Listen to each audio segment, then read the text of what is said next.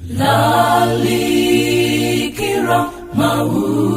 nkhani ya chipulumutso cha munthu si nkhani yoyenera kuyitenga moyesa. Ichitu n'chifukwa chake mpingo wa Kaphiri SDA ku Lilongwe ukuyitana nonse ku msonkhano wa chisisimuso wa masabata atatu kuyambira pa 10 Septemba mpaka pa 30 Septemba 2023 omwe udzikachitikira pa Chazamsozi Ground madzulo aliwonse kuyambira 5 o'clock. Mutu wa msonkhano umenewu chipulumutso simasewera a Filipi 2:12 ndipo mlaliki mu msonkhano umenewu ndi Evangelist Resa Mponda. Kudzikakhalanso nyimbo za uthenga wabwino, maphunziro a zathanzi ndi zina zambiri. Anthu ozungulira Chazamsozi Ground ndi inu ena nonse tidzikakumana kumeneku pamene tikusendeza chifupi ndi chipulumutso chathu.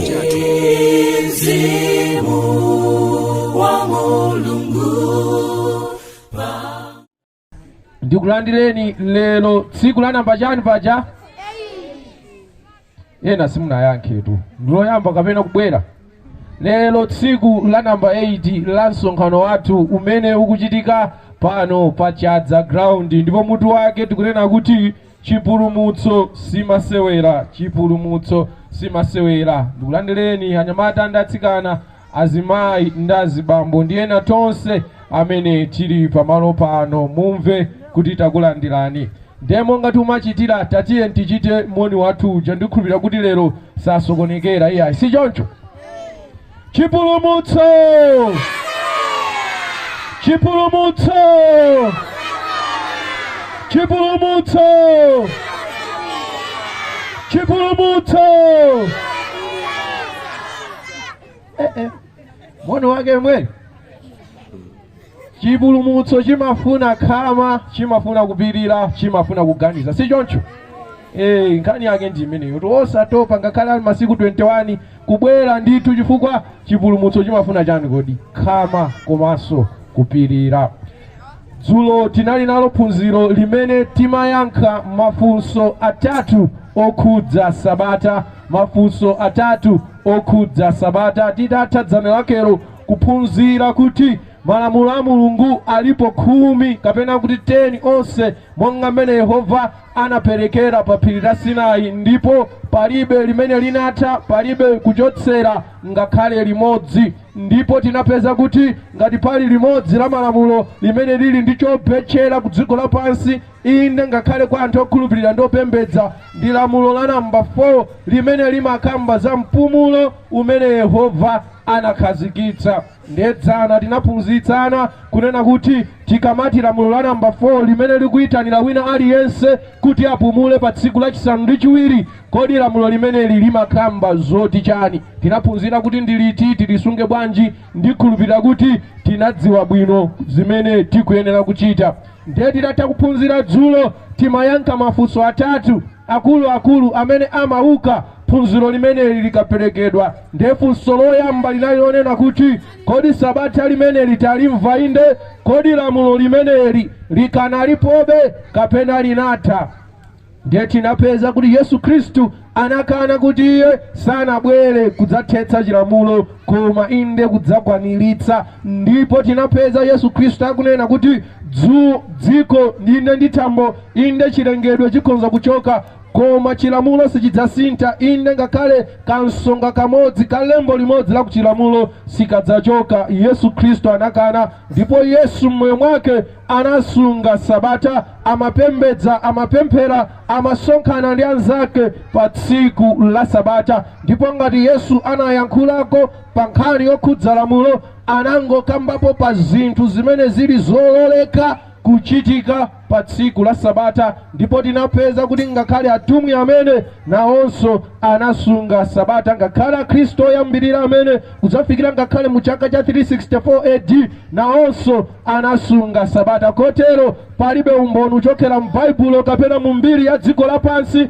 umene umanena ndi kusonyeza kuti sabata linatha. Ndiye tinayankha funso lachiwiri lonena kuti chabwino lilipo, kodi ndi la Ayuda okha kapenanso amitundu? Ndiye tinaona Yehova akuyankhula pa Yesaya chapter 56 kuti odala mwana wa munthuyo amene agwiriziza kolimba chinthu ichi, amene asunga sabata, osaliipsa. Mulendonso amene wabwera yekha kuti adziphatike kwa Yehova, antumikire Yehova, akuyenera asunge sabata. Ndithu si la Ayuda, ndi la munthu wina aliyense ngati wasankha kukhulupirira ndi kuyenda ndi Mulungu wakumwamba. Ndiye tinafunsanso funso lomaliza kuti chabwino sabatalo lilipo, komano linasintha kodi kupita pa Sunday? Chifukwa pali masiku awiri amene amaoneka ngati apaderadera, monga opembedza, kupembedza Mulungu wakumwamba. Tikonza kupembedza tsiku lina lililonse, koma apa tikukamba monga mwa ndondomeko ndi dongosolo ndi lamulo la Mulungu, kuti kaya masiku ena mukumana kaya simukumana, koma ili ndi lamulo ndi dongosolo loyikidwa ndi Mulungu wakumwamba. Ndiye tinapeza kuti monga mwa dongosolo la Mulungu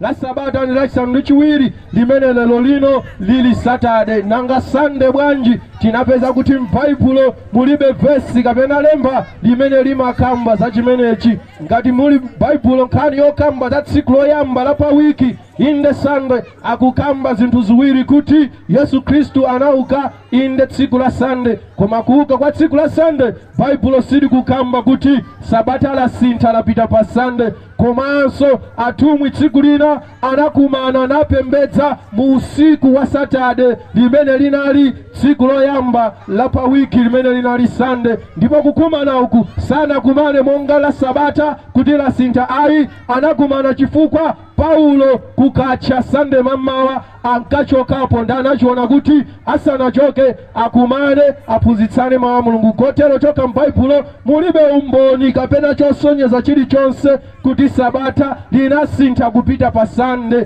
Nanga Sunday labwera wanji? Pamene timakayang'ana mu mbiri za dziko lapansi, ukapeza kuti ndithu anakhazikitsa Sunday ndi anzathu a mpingo wa Katolika. Chinachitika ndi chani? Monga makukamba kwawo, anapatsidwa mphamvu ndi ulamuliro moti akhoza kusintha zinthu ndi zochitika za mchipembedzo, inde ngakhale zochitika kuchipembedzo, ngakhale mawu a Mulungu ndi malamulo amene anapatsidwa mphamvu zimenezo. Ndipo kugwiritsa ntchito mphamvu zimenezo anazigwiritsanso ntchito kusintha kuti sabata lichoke pa Saturday likapite pa Sunday. Kotero ngati ili nkhani ya sabata kukhala Sunday si cha m'Baibulo iyayi, ndi cha Katolika amene apanga chinatsata kumakhala kuvomereza kuti inde ndi zoona Yehovadi anakupatsani mphamvu inuyodi ndipo loleka kutero, ndipo ife tikutsatira chimenecho. Koma onse amene amakhulupirira mawu a Mulungu anayenera kuyenda monga mwa malemba a Mulungu, nasunga malamulo 10 a Mulungu, kuphatikizirapo la sabata limene tinapeza kuti ndi Saturday,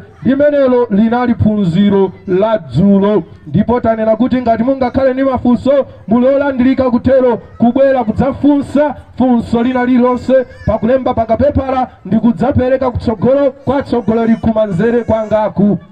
Phunziro lathu la mtsiku la lero tigawana pamuti onena kuti anatsimikizika mtima kuti asadzidetse. Anatsimikizika mtima kuti asadzidetse. Titseke maso tipemphere. Oyera ndolemekezeka ndi wamkulu ndi wamphamvu ndinu Yehova Mulungu wa moyo, amene muli kumwamba ndipo dziko lapansi pali ngati poyika pa mapazi anu. Mwayenera kulandira ulemu, inu mukule ife tichepe. Zikomo chifukwa cha usiku unonso wopambana umene mwatibweretsa pamodzi kuti timve mawu anu, inde kugawananso chinthu china chapaderadera kuchokera m'buku lanu lopatulika. Khala nafe ndi kutitsogolera ndi kuti zonse zimene titaphunzire tizitenge ndi kuzigwiritsa ntchito. Mzimu wanu akhale nafe ndi kukhala naye wina aliyense amene amvetsera mawuwa, ndipo tisakamve monga woyankhulayo, koma tikamve kuti inu ndinu Yehova amene muyankhula nafe musiku uno. Mu dzina la mphamvu la Khristu Yesu tapemphera, amen. Anatsimikizika mtima kuti asadzidetse. Anatsimikizika mtima kuti asadzidetse.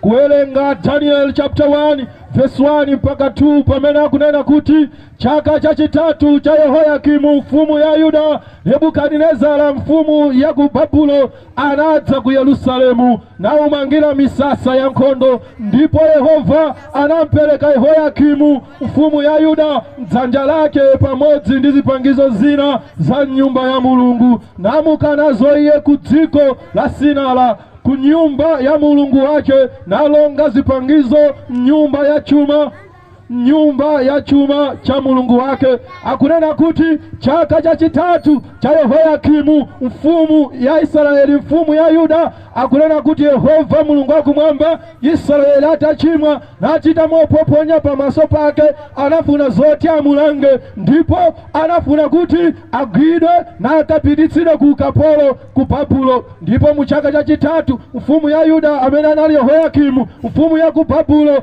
anabweradi na umangira nsasa mzinda wa Yerusalemu, na mangira nsasa inde Israeli, ndipo anagwira Israeli ukapolo natenga ngakale zimene zinali nkachisi wa Yehova, napita nazo na alanda zonse nagwira Israeli inde ku ukapolo ku Babulo. Daniel chapter 1 verse 3 mpaka 4. Ndipo mfumu inauza Aspenaz mkulu wa dindo kuti abwere nao ena ala Israeli ambewu ya mfumu, ndiye akalonga anyamata opanda chilema, amaonekedwe okoma, alusola nzeru zonse, ochenjera nkudziwa, aluntala kuganizira, okhala okonza kuyimirira mchinyumba cha mfumu, ndikuti awaphunzitse mabuku ndi manenedwe akasidi. Akunena kuti Nebukadinezara atadziwa kuti wagwira akapolo, koma ena mwa akapolo amenewa ndi akapolo apindu, ndi akapolo opindulitsa,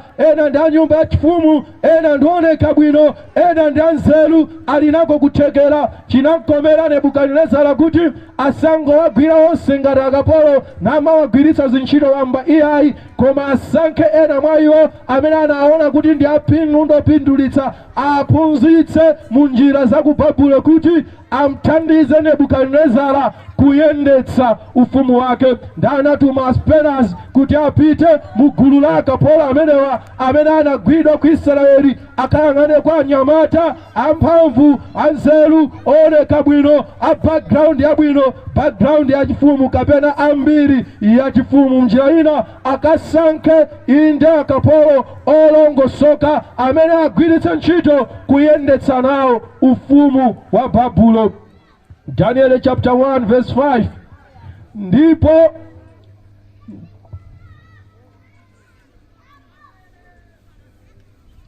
Daniel chapter 1 verse 5. Ndipo mfumu inawaikira gawo la chakudya cha mfumu tsiku ndi tsiku, ndi la vinyo wakumwa iye, ndikuti awalele zaka zitatu, kuti potsiriza pache ayimirire pamaso pa mfumu. Akuti anyamata amenewa akasankhidwa, mfumu Nebukadinezara inayika dongosolo yenera kuti apatsidwe treatment yapadera pambali popatsidwa maphunziro apamwamba aku Babulo, komanso kaleredwe kake kakulidwe kake kakale kosiyana ndi ena onse.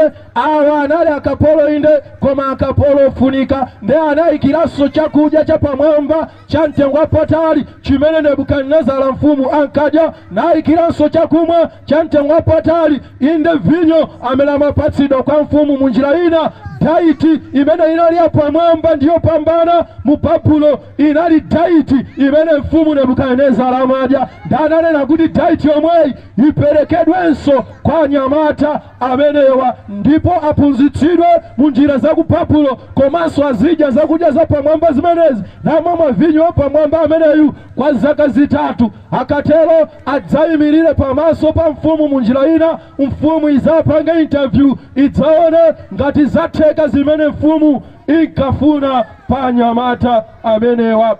Daniel chapter 1 verse 6 mpaka 7 akuti mwaya watsono munali ana a Yuda, Danieli, Hanania, Misaeli ndi Azariya, ndi mkulu wa dindo anapatsa mayina ena. Danieli anamutcha Belisezara, ndi Hanania, Sadreki, ndi Misaeli, Mishaki ndi Azariya. Akunena kuti ana a Yudawa kapena mtundu wa anthu umene unasankhidwa pamene mfumu Nebukadinezara ananena kuti asankhe ena mwa anyamata amene ati aphunzitsidwe ndi kuleredwa mapadera njira za ku Babulo, kuti pamapeto pake ayendetse nawo ufumu wa ku Babulo. Ati akasankha Aspenazi, mkati mwa gulu limeneli munalinso ana a Yuda, ndipo ana a Yuda amenewa anali Danieli, Hanania, Misaeli ndi Azariya. ndipo akunena kuti mkulu wa dindo amene ankayang'anira anapatsa mayina achilendo, chifukwa mayina awo amene anali nawo anali mayina akwawo, inde ku Israeli inde ku Yuda, koma anapatsa mayina achilendo aku Babulo. Danieli anamutcha Belisezara, Hananiya anamutcha Sadraki, Misaeli anamutcha Misaki, Azariya anamutchula Abednego. Ndi akunena kuti mwanyamata amene anasankhidwa aleredwe mwapadera, aphunzitsidwe mwapadera, ndipo apatsidwe chakudya chapaderadera cha mtengo wapatali, komanso chakumwa chapaderadera cha mtengo wapatali. Munalinso ana a Yuda amenewa, inde Danieli, Shadraki, Meshaki komanso Abednego. Daniel chapter 1 verse 8 akuti, koma Daniel anatsimikizika mtima kuti asadzidetse ndi chakudya cha mfumu kapenya ndi vinyo amamwa. Chifukwa chake anapempha mkulu wa dindo amlole asadzidetse. Akunena kuti Danieli atatha kuona kuti mwayi wamugwera ndi mmodzi mwa anthu amene asankhidwa kulera kuti apatsidwa maphunziro apaderadera aku Babulo, komanso adzikhala moyo apaderadera, moyo wapamwamba, komanso adzipatsidwa pambali pa zonsezo zakudya za mtengo wapatali zimene zinkaperekedwa kwa mfumu, komanso adzipatsidwa inde vinyo wa mtengo wapatali amene ankaperekedwa kwa mfumu. Koma chodabwitsa chikumveka kuti Danieli atachiona chakudya chimene chinayikidwa kunena kuti adzipatsidwa iwo pakumva za chakudya chimenechi, Danieli anapeza ndikuona kuti iyayi, monga mmene ine ndikudziwira, monga mmene ndikuzindikirira, zakudya izi zimene zikunenedwa kuti ziperekedwe kwa ife sizoyenera iyayi, zitidetsa zakudya izi. Ndipo atatha kuona Danieli inde vinyo amene anayikidwa kuti adzipatsidwa kwa anyamata amenewa, anapezanso Danieli kuti iyayi, vinyo yunso uyu andidetsa, kufikana kuti Danieli ananena kuti ngakhale ndili mkapolo, ngakhale lili dziko la chilendo, ngakhale tangochitiridwa mwayi kunena kuti tikhale nawo mu programu yopambana imeneyi, koma sizitheka ine, sindilolera ine kuti ndidetsedwe kamba ka chakudya chimenechi. Mwayi waperekedwa inde, zachitika zinthu zabwino inde, atikondera inde, koma sizoyenayi mwayi uli pamenepo ine ndikadetsedwe ndi chakudya chimenechi. Danieli anapeza ndikuona ndiyosagwira ndachita mwayi inde, koma sizoyenayi ndikadetsedwe nawo mwayi umenewu ndi vinyo amene akuperekedwa. Ndipo Danieli anachiona kuti ndi chinthu chopambana munthu kukhala kusadetsedwa, kufikira na kuti ngakhale linali ndondomeko ndi dongosolo la mfumu, inde mfumu Nebukadinezara, mfumu imene ikayankhula chimenera kuchitika, anayesetsa Danieli kuti zisachitike, kuti iye adzidya chakudya chimenechi, adzimwa vinyo amene anayikiridwira iwo kuti adzimwa, kufikira na kuti anampempha mkulu wa dindo ameneyi kuti mundithangate, mutithandize ifeyo musatilole kulowa nawo mu programu yokudya chakudya chimenechi. China nchitisa Danieli ndi chani? Kuti akadziwa ndi kuzindikira kunena kuti zakudya zilipo ku dziko lapansi inde, mwayi oti tikhonza kudya zakudya zapamwamba zilipo, koma ndikaziyang'ana zakudya izi sizili bwino iyayi. Danieli anadziwa bwanji, Danieli anazindikira bwanji kuti pali zakudya zimene zimadetsa munthu, pali zakumwa zimene zimadetsa munthu. Ndithu musamuyiwale, Danieli sanali munthu wamba. Danieli anali inde wa fuko la Yuda, ochokera ku Yuda, ndipo monga Yuda anaphunzitsidwa chilamulo ndi mawu a Mulungu. Ndipo ndikuchokera mu zimenezi zimene Danieli anadziwa kunena kuti pali zinthu zimene munthu umadya ndipo ukadya umakhala wodetsedwa, pali zinthu zimene munthu umamwa ndipo umamwa ukamwa umakhala wodetsedwa, ndipo ndikosayenera kuti munthu akhale wodetsedwa. Chifukwa chake Danieli analimba mtima,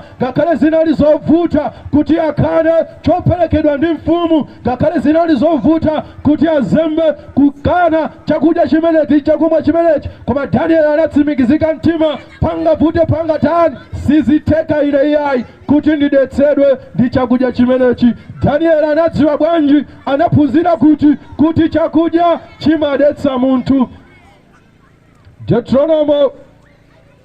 Deuteronomy chapter 31 verse 24 mpaka 26 akunena kuti ndipo kunali Mose atata kulembera mawu achilamulo ichi mbuku kufikira atalembera onse. Mose arauza Alevi akunyamula likasa la chipangano la Yehova ndikuti landirani buku ili la chilamulo nimulike pambali palikasa la chipangano la Yehova mulungu wanu likale komweko mboni ya kutsutsa inu. Akunena kuti pambali pa malamulo 10 amene taphunzira kuti Yehova mwini analemba ndi chala chake inde pamiyala malamulo 10 ya Yehova. Ndipo malamulo amenewa amakhala kuchipinda chopatulikitsitsa mkati mwa likasa. Panalinso malamulo ena amene Yehova ankayankhula ndi Mose, amene ankayankhula inde ndi Mose kumuuza mmene ana a Israeli akuyenera kukhalira, kumuuza kunena kuti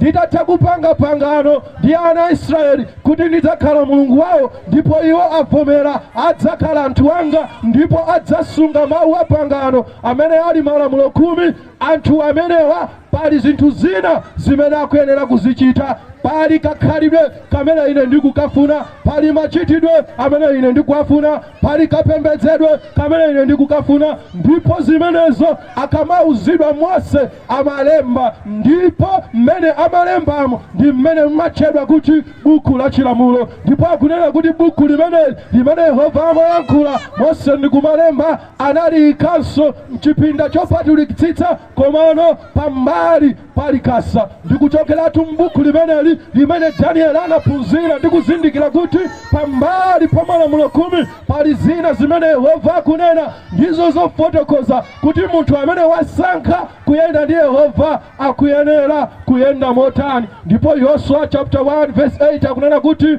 buku ili la chilamulo lisachoke pakamwa pako, koma ulingaliremo usana ndi usiku kuti usamalire kuchita monga mwa zonse zolembedwamo, popeza udzakometsa njira zako nudzachita mwanzeru. Buku limene lilayikidwa pambali paikasa Yosua chapter 1 verse 8 akunena kuti siri kuyenera kuchoka pakamwa pa munthu okhulupirira, siri kuyenera kuchoka pakamwa pa munthu amene wasankha kuyenda ndi kukhala ndi Yehova mulungu wakumwamba. Tidatha kuvomera tikhala nanu mulungu mu ubale inde mu ubwenzi pakusunga malamulo 10. Pali mawu ena amene Yehova akufotokoza kuti tikuyenera kukhala bwanji inde mbali zina zonse za moyo wathu, ndipo zimenezi zinalembedwa mbuku ili limene likutchedwa buku la chilamulo. Ndipo okhulupirira wina aliyense opembedza ndolambira Yehova akuyenera kuti buku limeneli lisachoke pakamwa pake. Ndipo ndikuchokera mbuku limene Daniel ndi azinzake anapeza kuti zakudya inde zakumwa zilipo inde zoti tidye ndi kumwa, koma si zonse zili zoyenera. Zina ukadya zina ukamwa munthu umadetsedwa. Achina Daniel analidziwa buku limeneli ndipo analiwerenga buku limeneli ndipo anakhala mmoyo olingana ndi zolembedwa mbuku limeneli. Ngakhale Ambuye wathu Yesu Kristu ali pano pa dziko lapansi analiwerenganso buku limeneli ndipo amalidziwa kufika nakuti tsiku lina mkulu wina odziwa chilamulo anamfunsa Yesu motere. Matthew chapter 22 verse 35 mpaka 40 akuti ndipo mmodzi wa iwo mphunzitsi wa chilamulo anamfunsa ndi kumuyesa iye nati, mphunzitsi, lamulo lalikulu ndi liti la chilamulo? Ndipo Yesu anati kwa iye, uzikonda Ambuye Mulungu wako ndi mtima wako wonse ndi moyo wako wonse ndi nzeru zako zonse. Ili ndilo lamulo lalikulu ndiyo loyamba. Ndipo lachiwiri lolingana nalo ndili, uzikonda nzako monga uzikonda iwe mwini. Pa malamulo awa awiri mpokolekekapo chilamulo chonse.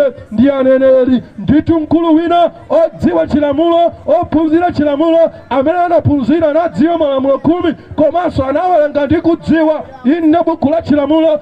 Anabwera kwa Yesu namfunsa, ndikufuna mundifotokozere inu monga mphunzitsi, inenso mphunzitsi, malamulo a Yehova tikuwadziwa, tandiuzani lalikulu kwambiri ponsepa chandiliti. Yesu Kristu anakwanitsa kupanga summarize kapena kupereka chifupikiso cha chilamulo chonse cha Yehova kuti mukachiona chilamulo chikugonera ndipo chikulozera ku zinthu ziwiri: kuti munthu akonde Mulungu ndi mtima wake wonse ndi moyo ake onse ndi nzeru zonse ndi mphamvu zonse, komanso akonde nzake monga mwini. Munjira ina Yesu anali profesa wa chilamulo kufikira nakuti anakwanitsa kupanga summarize chilamulo chonse kuchika malamulo awiri. Ngakhale Yesu mwini amalidziwa buku limeneli inde buku la chilamulo. Yohane chapter 1 verse 45, Filipi ananena ndi Natanieli ananena naye, iye amene Mose analembera za iye mchilamulo ndi aneneri tampeza ndiye Yesu mwana wa Yosefe wa ku Nazareti. Ngakhale anthu amene amasankhidwa ndi Yesu Kristu sanali wanthu wambayayi, anali anthu amene nawonso amawerenga ndi kudziwa zolembedwa mu buku la chilamulo, ndipo ndikuchokera pa kuwerenga zolembedwa mu buku la chilamulo anadziwa ndi kuzindikira kuti mpulumutsi ndi Mesiya wa dziko lapansi ndi munthu uyu wotchedwa Yesu amene ali mwana wa Yosefe mwana wa Mariya. Ngakhale ophunzira Yesu amawerenga kumene ndipo amalidziwa buku limeneli buku la chilamulo, nanga okhulupirira akaleo amawerenga kodi buku la chilamulo limeneli? Machitidwe atumwi chapter 13 verse 14 mpaka 15, koma iwowa atapita pochokera ku peji awa ndachina Paulo ndi atumwi enawo anafika kwa Antiokeya wa Mpisidia, ndipo analowa msunagogi tsiku la Sabata nakhala pansi. Ndipo mmene adatha kuwerenga chilamulo ndi aneneri, akulu a msunagogi anatuma wina wa iwo ndi kunena, amuna inu abale, ngati muli nawo mawu akudandaulira anthu nenani. Akunena kuti ngakhale Paulo amene ndi atumwi kalelo akapita kotumikira amapita nakapembedza inde monga tapeza kale pa tsiku la Sabata, ndipo akalowa mkachisi chimene amawerenga buku la chilamulo komanso ndi aneneri. Ndipo akatha kuwerenga buku la chilamulo ndi aneneri ndi pamene amayamba tsopano kukambirana za umboni wa Kristu Yesu. Ndipo Paulo tsiku lina anagwidwa nayamba kuimbidwa mulandu ndi Aisraeli,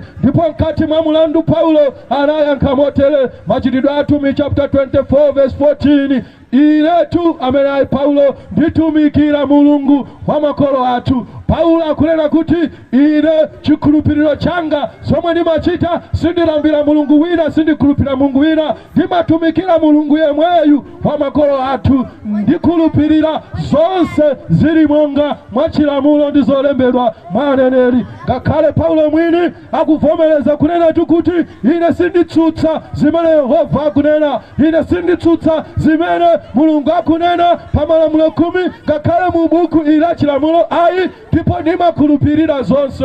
Nanga ife amasiku ano kodi tingayende ndi Mulungu wakumwamba, tingapembedze Mulungu wakumwamba pakuchotsa buku la chilamulo? Ayitu mongana welengera Yesu buku la chilamulo, mongana welengera ophunzira buku la chilamulo, mongana welengeraso okhulupirira oyambawo inde mongaso chinali chikhalidwe cha atumwi kuwerenga buku la chilamulo ndi zosalakwika, ndipo ndi zoyeneranso lero kuwerenga buku la chilamulo. Inde buku limene Danieli, Shadrach, Meshaki ndi Abednego anawerenganso, ndipo anapeza kuti zakudya si zonse zimene tungoyenera kudya. Chilipo zakudya, zilipo zakudya, ndipo zilipo zakumwa zimene zimandetsa munthu. Ndipake ndi chifukwa chake Yehova anapereka buku la chilamulo kuti anthu onse amene asankha kuyenda ndiye ndi kukhala ndiye akachite moyenerera, akadziwe kuti sitikuyenera kungodya chilichonse ayi, sitikuyenera kungomwa chilichonse ayi. Pali zina ukadya umadetsedwa, pali zina ukamwa umadetsedwa. Ndipo pa chifukwa chimenecho Yehova anapereka buku la chilamulo ili kuti inu ndine tikakhala nako kudziwa ndi kuzindikira kuti ichi nchodetsedwa ndisadye, ichi nchodetsedwa ndisamwe, ichi chili bwino ndikonza kudya. Ndipo Danieli pakuchiona chakudya chimene anapatsidwa kuti adzilandira inde chimene amadya, mfumu Nebukadneza anachipeza ndi kuona kuti chikusiyana ndi chakudya chimene Yehova ananena m'buku la chilamulo kuti tikuyenera kudya. Kodi buku la chilamulo likuti chani pa nkhani ya zakudya chimene Danieli anafika pokana kuti sindingachite, ndipo ndiyesetsa, ndipo ndatsimikizika mtima sindikuyenera kudetsedwa konse iyayi ndi zimenezi. ndipo buku la chilamulo limene mbali imodzi ya buku limeneli ndi buku la Levitiko. Kuwerenga pa Levitiko chapter 11 verse 1 mpaka 2 akuti, ndipo Yehova ananena ndi Mose ndi Aroni nati nawo, nenani ndi ana Israeli ndikuti, izi ndi zamoyo zimene muyenera kumadya mwa nyama zonse zili pa dziko lapansi. Anayankhula mawu awa si Mose ayi, si Aroni ayi, koma Yehova mwini. Yehova na malenga akunena kuti pali zamoyo pa dziko lapansi, pali nyama pa dziko lapansi, komatu si zonse zimene mukuyenera kumadya. Ndikufuna ndikusiyanitsireni inu monga anthu anga. Pali zina mukuyenera kudya, koma pali zina simukuyenera kudya. Mulungu analenga zinthu zosiyana-siyana pa dziko lapansi zimene zili mgulu la nyama, koma Yehova Levitiko chapter 11 akuti pali zamoyo zimene mukuyenera kudya, ndipo pali zamoyo zimene simukuyenera kudya. Kunja kuli mbalame, inde kuli njoka, inde kuli agalu, inde kuli njovu, kodi ndi zonse zimene tikuyenera kudya. Genesis chapter 7 verse 1 mpaka 2. Inali nthawi imene ndithu Yehova anamuza Nowa aseme chingalawa inde chimene apulumutsiremo anthu atakana mwayi unagwera kwa nyama. Ndipo Yehova pomuza Nowa akalowetse nyama mchingalawa chimenechi anamuza momveka bwino nati pa Genesis chapter 7 verse 1 mpaka 2, ndipo anati Yehova kwa Nowa, talowani iwe ndaku nyumba ako onse mchingalawamo, chifukwa ndakuona iwe kuti uli wolungama pamaso panga m'bado uno. Nyama zonse zodyedwa uzitengereko weka, zisanu ndi ziwiri, yamphongo ndi yayikazi, ndi nyama zosadyedwa ziwiri, yamphongo ndi yayikazi. Yehova Mulungu wakumwamba ngakhale ku buku la Genesis inde ngakhale mu Yuda asanabadwe, ngakhale ana Israeli asanabadwe, pomuyankhula Nowa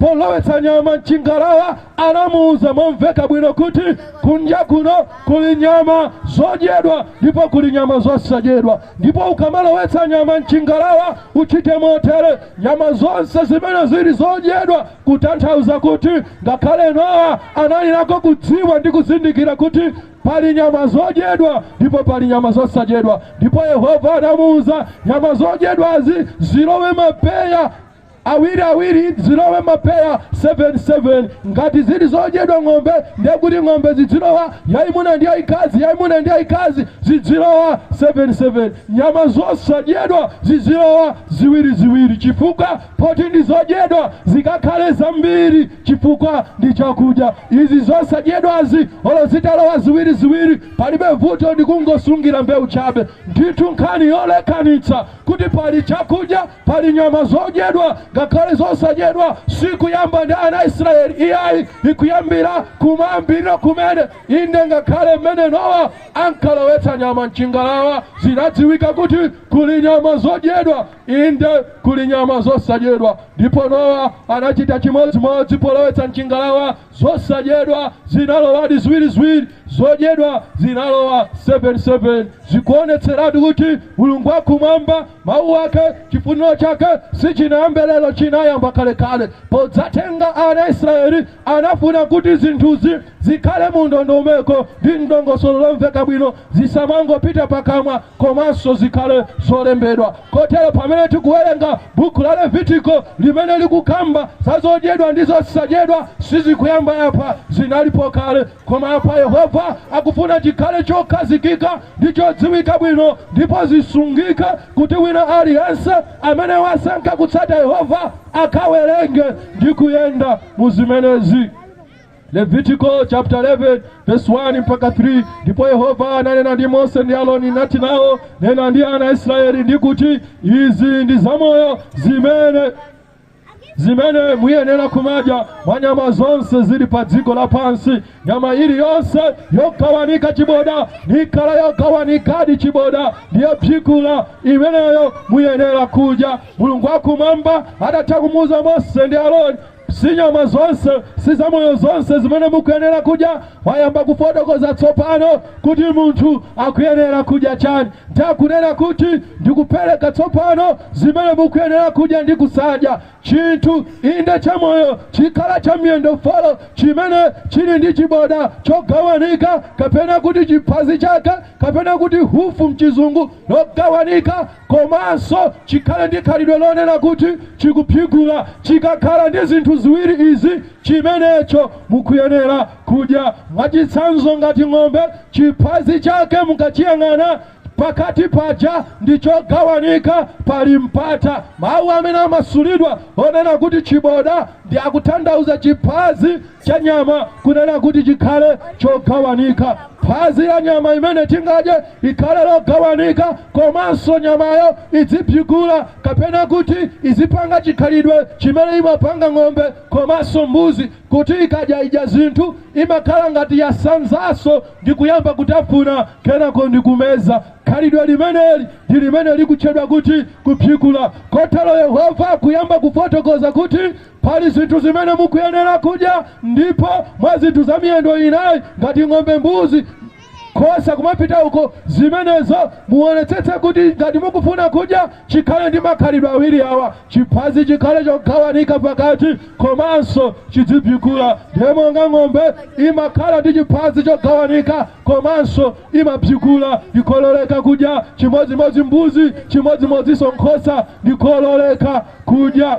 Leviticus chapter 4, Leviticus chapter 11 verse 4 mpaka 8 akuti, koma izi zokha simuyenera kuzidya mwazophikulazo. Zilipo zina mwazophikula, zilipo zina mwazogawanika ziboda, koma sizikuyenera kudyedwa. Ngamira angakhale iphikula koma yosagawanika chiboda. Akuti bulu amaphikula koma chiphazi chake ndi chafulati, chonse chafulu, sichogawanika pakati, chimeneyo sikuyenera kudyedwa. Ngamira, bulu inde sakuyenera kudyedwa. Muziyese zodetsedwa. Ndi mbira ingakhale iphikula koma yosagawanika chiboda, muyese yodetsedwa. Ndi kalulu popeza aphikula koma wosagawanika chiboda, mumuyese wodetsedwa. Ndi nkhumba popeza igawanika chiboda, nikhala yogawanikadi chiboda koma yosaphikula, muyese yodetsedwa. Nyama yache musamayidya, mitembo yake musamaikudza,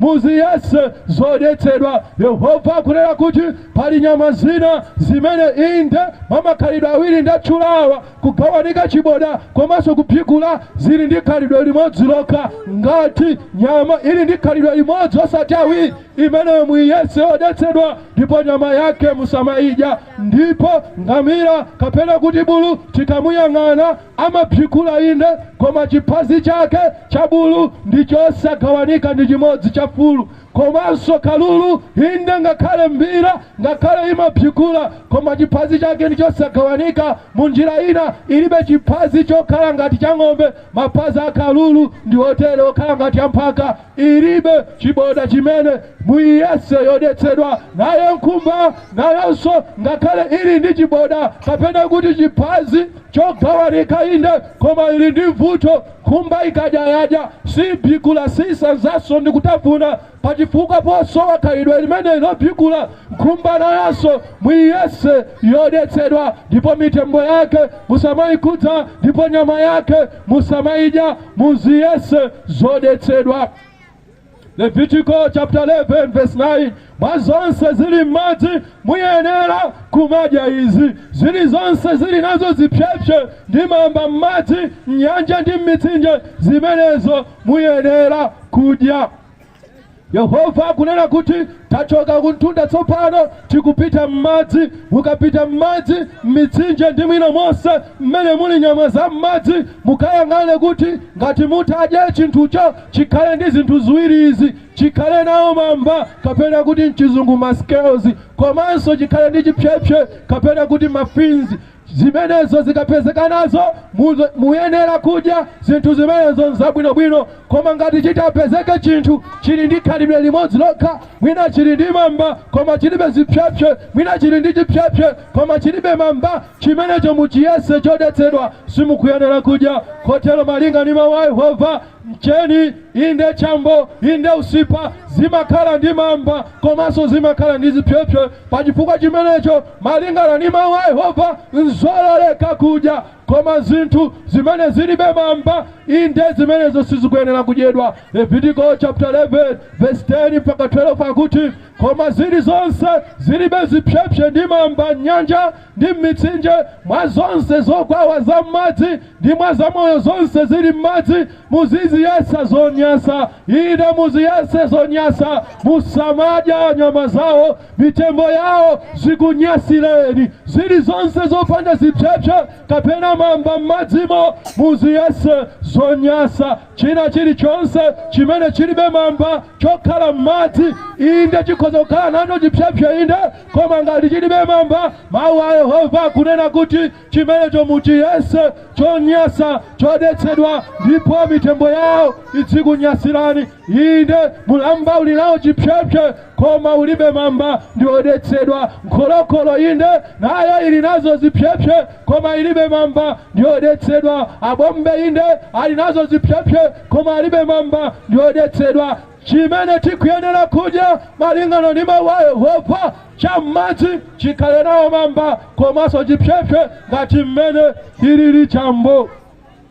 Leviticus chapter 11 verse 13 mpaka 19 akuti ndipo mwa mbalame muziziyesa zonyasa izi. Panyama zakuntunda Yehova anapereka makoliche kapena kuti zinthu zoti tiyang'anire tikayang'ana zimenezo tisiyanitse izipyikula komanso ikhale ndi chiphazi chogawanika. Zam'madzi ikhale ndi makhalidwe awiri, ikhale ndi chipyepye komanso ikhale nawo mamba.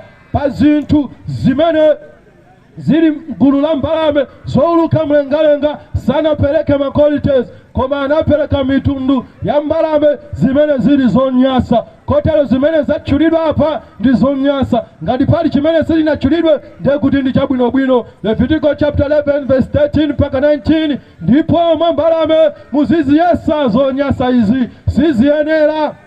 Siziyenera kuzidya. Zonyasa ndi izi: mphungu ndi khwazi ndi chikambi ndi muimba ndi mphamba mwa mtundu wake, kungubwi mwa mtundu wake ndi ntiwatiwa ndi chipudo ndi kakowa ndi kabawi mwa mtundu wake ndi nkhutukutu ndi nswankhono ndi manchichi, tsekwe, vuo ndi dembu, indwa ndi chimeza monga mwa mtundu wake, ndi sadzu ndi leme.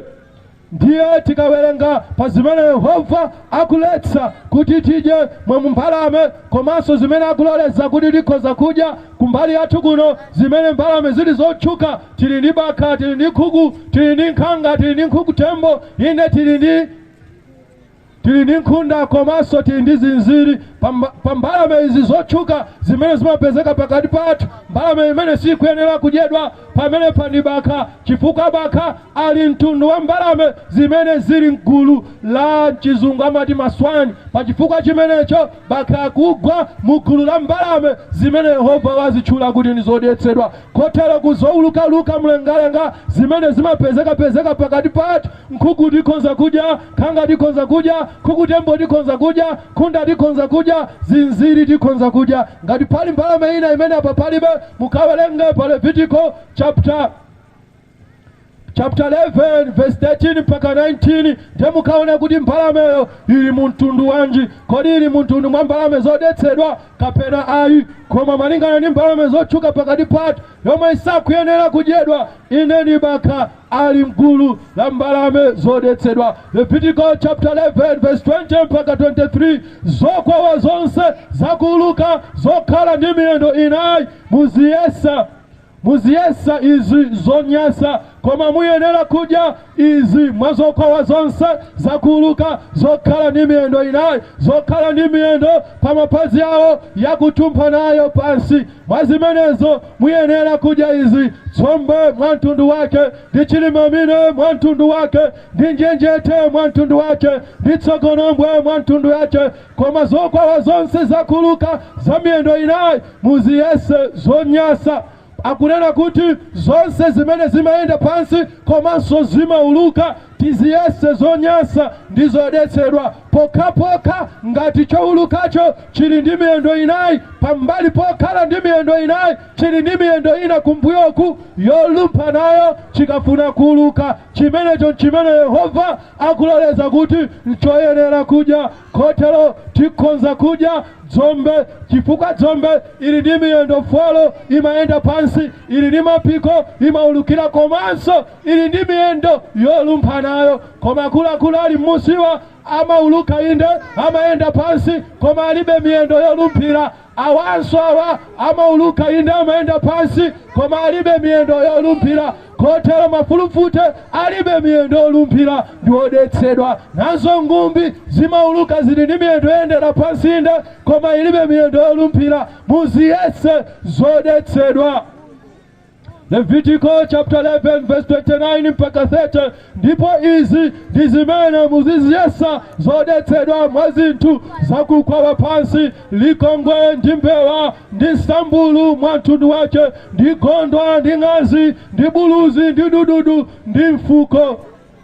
Izi zonse Yehova akukana kuti ndizonyasa tiziyese zodetsedwa. Sitikuyenera kudya abuluzi ayi, mbewa ayi, agondwa ayi, afulu akamba ayi. Zimenezo tiziyese zonyasa ndizodetsedwa. Leviticus chapter 11 verse 41 mpaka 42. Ndipo zokwawa zonse zakukwawa pa dziko lapansi zikale zonyasa. Musamazidya zonse zoyenda chafufumimba ndi zonse za miyendo inayi, kapena zonse zokhala nayo miyendo yambiri. Ndizokwawa zonse zakukwawa pansi musamazidya, popeza ndizo zonyasa. Yehova kunena kuti zonse zimene zimayenda pansi inde chafufumimba, zokhala na miyendo inayi, inde zokhala na miyendo yambiri, njoka komanso bongololo, inde achina nkhono, inde na nzikambe, inde ng'ona, tiziyese zonyasa ndizodetsedwa. Sitikuyenera kudya zimenezo. Leviticus chapter 11 verse 46 mpaka 47 akuti ichi ndi chilamulo cha nyama ndi cha mbalame ndi cha zamoyo zonse zakuyenda m'madzi ndi zamoyo zonse zakukwawa pansi, kusiyanitsa pakati pa zodetsa ndi zoyera, ndi pakati pa zamoyo zakudya ndi zamoyo zosadya. Yehova akuti pali kusiyanitsa, pali kulekanitsa pakati pa zamoyo zimene zili pa dziko lapansi. Si zonse zimene zimayenda, si zonse zimene zimapezeka, si zonse zimene timaziona ziyenda zikhala pa dziko lapansi. Inde tingathe kuzigwira, kuzipha ndi kuyika mupoto, ndi kuphika inde kupya, inde mwina kuika mkamwa ndi kukoma. Tikuyenera kudya ayi, Yehova anayikamalire, Yehova anayikamalire. Izi mukonza kudya, izi mukonza osadya. Ndipo mu Leviticus chapter 11 Yehova kunena motsimikiza kuti ichi ndi chilamulo chimene osomvera ine, otsatira ine, akuyenera kutsatira. Ine monga na malenga sindinalenge kuti munthu akadye china chilichonse chimene angakonde kuti akonza kudya. Ayi, nayikamalire. Ndipo ngakhale Nowa polowetsa zinthu mchingalawa ndinamuwuzanso za malire amenewa, koma sindinafotokoze. Koma ku Leviticus chapter 11 Yehova akufotokoza momveka bwino kuti pali malire pakati pa zinthu zamoyo. Zina ndizodetsedwa, ndizonyasa, ndipo zina tikuyenera kudya, zina sitikuyenera kudya. Pambali pa zakudya zimene zimadetsa munthu akadya, inde paliso zina zimene tikachita timadetsedwa nazo. Leviticus chapter 18 verse 22 mpaka 23. Usamagona ndi mwamuna wangagona ndi mkazi, chonyasa ichi. Ndipo usamagona ndi nyama iliyonse kudetsedwa nayo, kapena mkazi asamayima pa nyama kugona nayo, chisokonezo chopsa ichi. Yehova kunena kuti pambali popewa kudetsedwa kamba kazakudya, zilipo zina zimadetsa munthu. Mwamuna akakhala ndi mwamuna nzake, komanso munthu akagona ndi nyama. Ichi ndicho nyasa, ndicho detsedwa. Yehova sakufuna okhulupirira iye ndi otsatira iye adzikhudzana ndi nkhani ina iliyonse yokhudza nkhani yodetsedwa. Ndi chifukwa chake Yehova anapereka chilamulo chake kuti inu ndi ine tikayende moyenerera. ndipo munthu aliyense wa ana a Israeli kapena mlendo wakugonera pakati pa inu akasaka nyama kapena mbalame yakuja naigwira azikhetsa mwazi wace na ufotsera ndi dothi. Akunena kuti titatha kuona ndi kupeza nyama zimene tikuyenera kudya, ndipo akapezeka Mwisraeli kapena munthu wina amene sali Mwisraeli koma ali pakati pa anthu a Mulungu nayenso ni munthu wa Mulungu, akuyenera ichi: akasaka nyama kapena akapeza nyama imene yatchulidwa kuti ndiyodyedwa ija, tikamayipha tichotse mwazi wake tisadye mwazi. Nawonso mwazi ukudetsedwa, sitikuyenera kudya; ukuletsedwa, sitikuyenera kudya. Levitiko 22 verse 8: asamadya zakufa zokha kapena zojiwa kuzidetsa nazo, ine ndine Yehova. Ngakhale nyama kapena chiweto chikafa chokha ndichodetsedwa, chinali chabwino kale, inali ng'ombe yabwino kale, inali mbuzi yabwino kale, inali nkhosa yabwino inde, koma yafa yokha pa zifukwa zina zosadziwika bwino, komanso ndiyojiwa kapena yajidwa ndi chilombo, sitikudziwa yafa bwanji. Tisatenge mtembo wa nyama inde yoyeretsedwa kale imene yangofa yokha tidye, ayi, sitikuyenera kutelo. Nyama yabwino bwino ndiyoyeretsedwa ija ikafa payokha kapena ikafa poti inajiwa, sitikuyenera kudya. Choti tidye tachipeza kuti chili ndi moyo, ndipo tachizinga tachotsamo mwazi, chimenecho chimene tikuyenera inu ndine kuchidya. Levitiko chapter 18 verse 24 mpaka 25: musamazidetsa nacho chimodzi cha izi, pakuti amitundu amene ndiwapitikitsa pamaso panu amadetsedwa nazo zonsezi. Dziko lomwe lidetsedwa chifukwa chake ndililanga, ndi dzikoli lisanza ukhalamo. Yehova pakupereka malamulo awa kwa ana Israeli sanangopereka chifukwa anali ana Israeli, ayi, Yehova pachilengedwe anatilenga tizidya zomera. Titachimwa tinakhala ndi kutekerako kadya nyama, ndipo mkati mwa nyama zimenezi munapezeka zina zodetsedwa, zina zabwinobwino. Ndipo ngakhale munthu adye akudziwa ngakhale kusadziwa, chimakhalabe choyipa. Chifukwa chake Yehova akunena kuti amitundu amene ankakhala mu dziko la Kenani amadya china chilichonse, ndipo ngakhale iwo samadziwa amakhala odetsedwa. Kutanthauza kuti nkhani yokudya chodetsedwa sikutengera mtundu wa anthu, ayi, ikutengera kuti chinthu wadyacho ndi chodetsedwa. Ndiye Yehova amitundu anasiya, sankaenda nawo limodzi. Koma awa ana Israeli, chifukwa choti amayenda nawo anali anthu ake, chifukwa chake anapatsa malamulo awa kuti asamayende mu mdima ndi kusadziwa ngati amitundu amene ankakhala m'menemo. Then chifukwa chake pa Levitiko chapter 18 verse 24 mpaka 25 Yehova akuti musamazidetsa nazo chimodzi mwa zinthu izi, chifukwa amene ndikuwachotsa pakati panu amadetsedwa nazo zinthu zimenezi.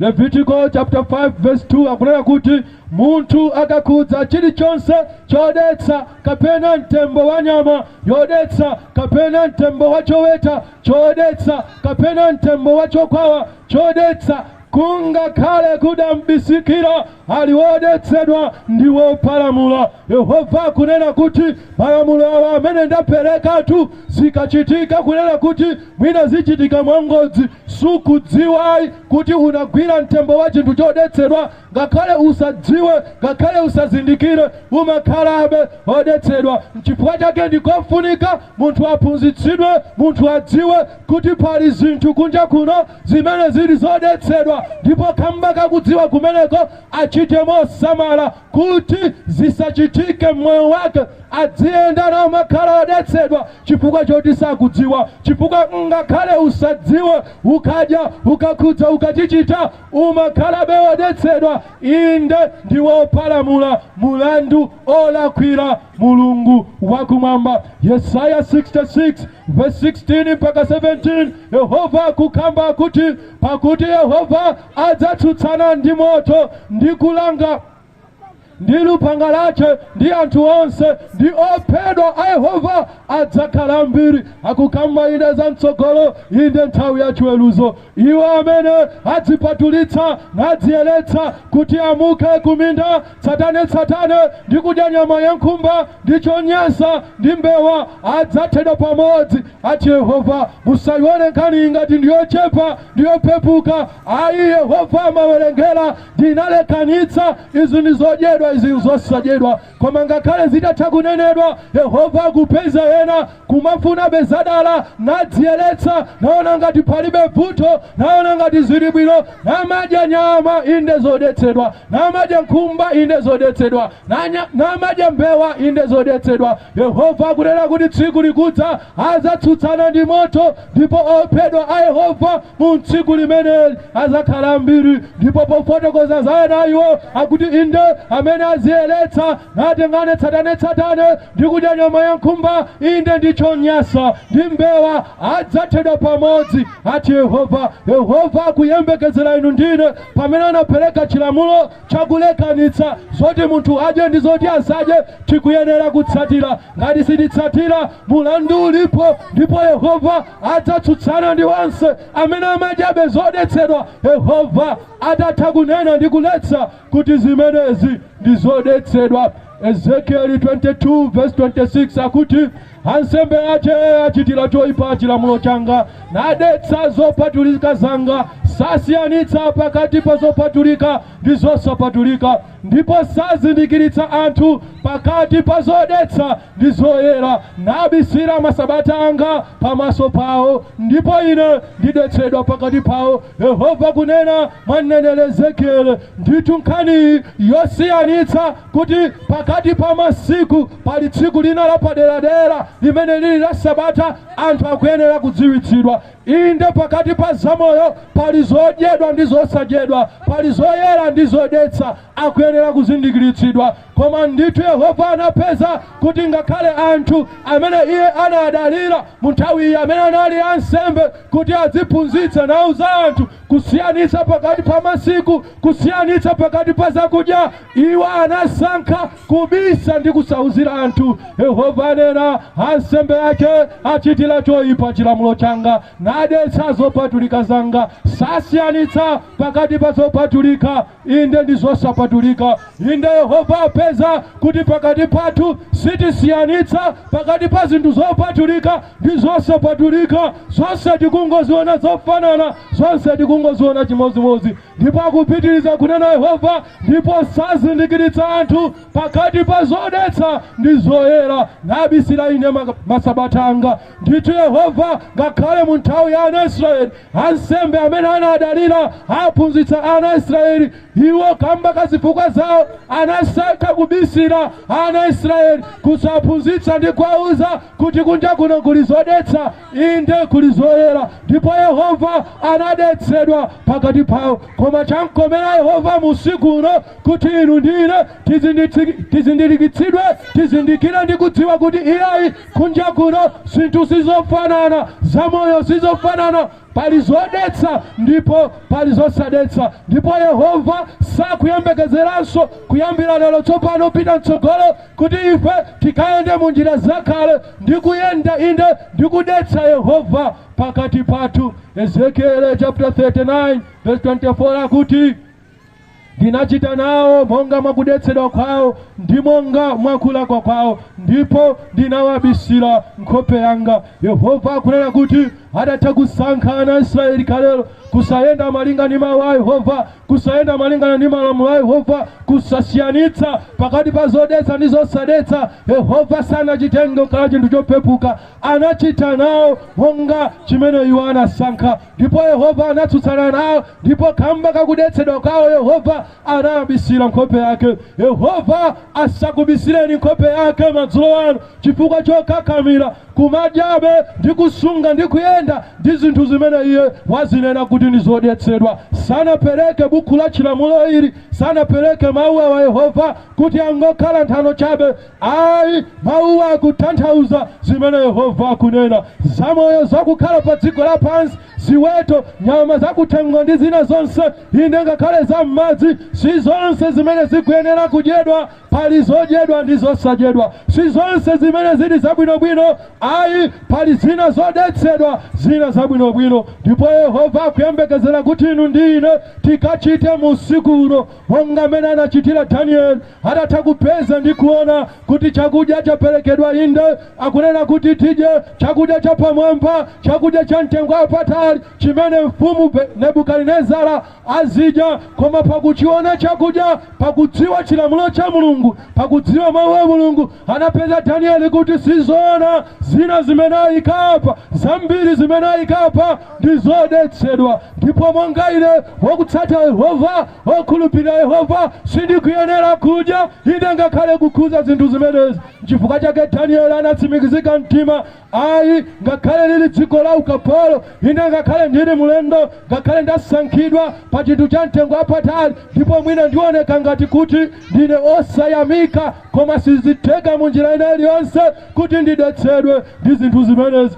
Anatsimikizika mtima Danieli, sindidetsedwa ndi zakudya zimenezi, chifukwa ndikudziwa Yehova anasiyanitsa, Yehova analekanitsa. Pali zinthu zoyenera kudya ndi zinthu zosenera kudya, pali zinthu zodetsedwa ndi zinthu zosadetsedwa. Ndipo ine sindingasankhe kudetsedwa kuti Yehova achite nane monga makudetsedwa kanga nandibisira nkhope yake.